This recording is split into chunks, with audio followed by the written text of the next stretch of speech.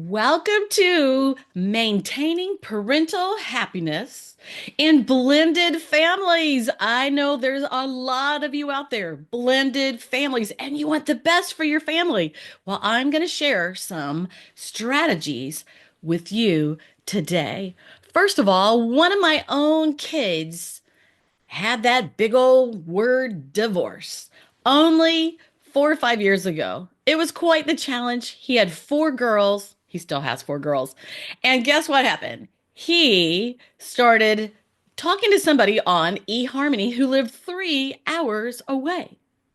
I had said beforehand, I had said, now, honey, I know you're going to have to watch out for the fact that you're going to want to help somebody else who's in the same situation that you're in, thinking about the fact that you have four kids, and that's going to be rough. And so he did consider that. But we were at the beach that summer, and the young woman reached out to him and they started chatting on text. The next thing we knew, the next day, actually, they were talking on the phone all night. And from there came the romance. Driving back and forth for 3 hours, he would take all his kids to her house, and then she would bring all her kids to his house the next weekend. So there it went. Guess how many kids she had? Four. 4 plus 4 is 8. So they are married and have been married for a few years now, and they had 8 children put together as a blended family. But on top of that, they have had two more children. I do suppose to consummate their marriage. Anyway, they have 10 kids. I can't believe it when I tell people that one of my children has 10 children. Can you imagine? So surely, if you have a blended family, it can't be any more people than that. If you do, I want to hear about it. I would like to have you on my podcast. All right, so here we go on that. You know, Parents of 10 children, think of the challenges. No time to yourself. You're always busy with stuff. Well, here's the thing. Number one, never stop dating. If I look back on my years, my young years with children, I would hardly leave my kids. And besides that, we never had any money to do anything. But guess what? You don't always have to have money to go to the park and have a picnic. We used to, we still do like to go look at what I call 2x4 houses. There's a neighborhood being built and the door is still open. Some houses are just framed up inside, and some of them have walls and even some kitchen and bathrooms things coming in, but they're still open. I call that a cheap date. I love to go look at house plans. So, what can you do that is inexpensive? It's important, whether it's taking an hour lunch while the kids are at school, I don't know, but you got to figure out ways to make time for those date nights because that is what keeps you together. It's what keeps you communicating. It's what keeps you interested in one another. Never stop having date night. Second thing is, if you are a blended family, you probably have a little bit of baggage, hurts, tragedy, whatever it was. Everybody has a different story. You have that, and it's hard to forget those things, and you carry them with you. How about a little evening activity where you get two helium balloons and you and your spouse talk about the challenges of your first marriages, and then you write it all down. You put it in a piece of paper and you put it inside a balloon, or you write it all over the outside of the balloon. Well, you can't really put it inside because you have helium in there. So you write it all over your balloon, and then at the right moment, you let those balloons go. You let them go. You let the hurt, the pain, the sorrow. Keep a hold of your good memories, but let it go of all of those hurts and don't carry those into your next relationship. Let them go. Number three, besides the kids, I want you to find 3 things that you enjoy doing together. 3 things you have in common so that you can build that romantic love. They say it takes 15 hours a week. Yeah, 10 kids, 15 hours a week. How do you get that? To build that romantic love and to keep that rolling. Three things you have in common. And I will tell you, in the chemistry of lasting love, I have a list of 50 different date nights and things you could do together, maybe things you've never thought of, to go through and check off what you like to do and your spouse likes to do. And when you find things in common, then that's something to give a try to, right? Number four, talk about how you will fairly parent. You know what? When you bring in two families together, it's really hard to figure out the parenting because he did it his way, she did it her way, and now you've got to bring those thoughts together. You don't really want to just parent your own kids. That's kind of what naturally happens. And then one side goes, hey, that's not fair. They get to do such and such. And it kind of goes back and forth that way. But whenever the two parents come together and they talk about what do we want to see in parenting? Are we patient parents? Are we super strict parents? What's allowed? What's not allowed? I always believe in parenting with love first and then discipline. If you only discipline your kids, they start to think that you don't even like them. And that would really be a big issue whenever you're talking about a blended family. But if you parent with love and you show kids that you care about them, and then you hold to the rules the same for all the kids, then, there's a respect there. And I always like to say, as parents, we give our kids respect and then we expect that respect to come back to us. And sometimes we have to toe the line until they understand that. But when we are loving first and respectful of the kids, but we draw a line, and this is what we expect it of everyone, then everyone gets along better. Guess what? That's better for your marriage. There's less fussing between or arguments between you and your spouse, talking about the challenges with the kids, and it builds a trust factor. Number five, continue to learn about each other. Look into the love languages. I have those on my podcast, The Extraordinary Marriage. Look for the love languages. Not only do you want to know the love language of you and your spouse, but you want to take some time out and understand the love languages of each one of your children, his and hers. Because when you start to understand that love language, maybe their number one thing and their number two thing, but if you understand that, then you can understand if that child just needs you to spend a little time with them, or if they just like to sit up close to you on the couch. You start to learn those things. And more than that, understanding your spouse's love language, because they are your number one, and you want to understand everything about them so that you can have your own extraordinary marriage, right?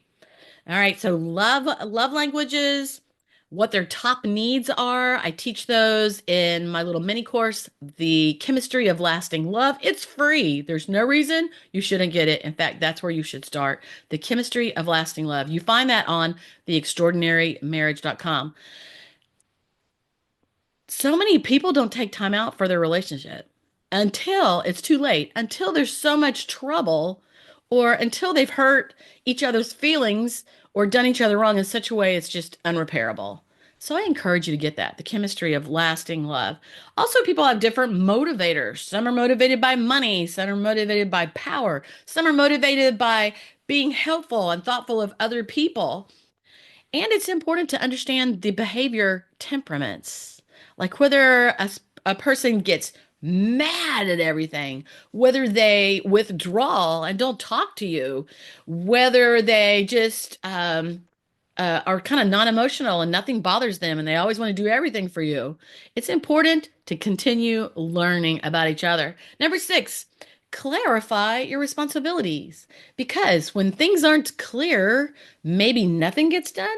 Maybe there's a lot of fussing over who should be doing this or could be doing this or who has more time, or all the responsibilities are ending up on one person. There's always that person who is a natural leader. They have lists, they have everything on the calendar, they get so very much done. But that's still not fair if they are doing everything. And eventually it will bring bad feelings. Yes. Resentment. Yes. And that kind of thing then feeds into what I call the crazy cycle, where you're like, you're doing stuff he don't like, he's doing stuff you don't like, nobody apologizes. You're fussing, you're angry, you're at each other all the time, and it doesn't go away until somebody smart, stops it, figures out what's going on, and they make a change. But a lot of times you don't want to make a change because you're irritated with them and you're not going to be the one that gives, right?